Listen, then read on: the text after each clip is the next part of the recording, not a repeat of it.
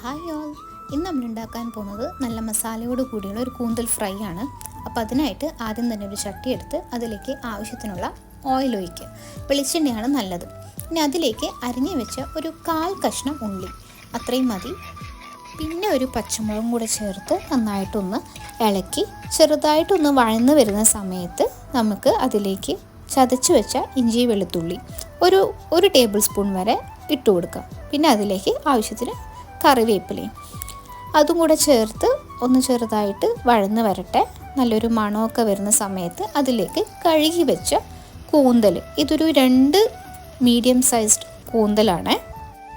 ഇനി അതിലേക്ക് 1 table spoon മുളക് പൊടി, പിന്നെ ഒരു 1/4 ടീസ്പൂൺ മഞ്ഞൾപ്പൊടി, ഇതും കൂടെ ചേർത്ത് നന്നായിട്ടൊന്ന് ഇളക്കി മിക്സ് ചെയ്ത് കൊടുക്കാം.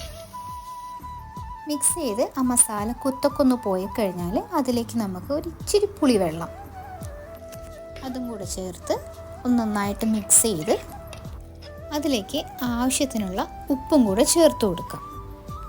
ഉപ്പ് ചേർത്ത് നന്നായിട്ട് മിക്സ് ചെയ്തതിന് ശേഷം ഒരു മീഡിയം ഫ്ലെയിമിൽ 10 മിനിറ്റ് വരെ അടച്ച് വെച്ച് വേവിച്ചെടുക്കാം. ഇടയ്ക്ക് ഒന്ന് തുറന്ന് ഇളക്കി കൊടുക്കാൻ മറക്കണ്ട. 10 മിനിറ്റ് മീഡിയം ഫ്ലെയിമിൽ വേവിച്ച് കഴിയുമ്പോഴത്തേനും ഈ ഒരു പരുവം എണ്ണയൊക്കെ ഒന്ന് തെളിഞ്ഞു വരും.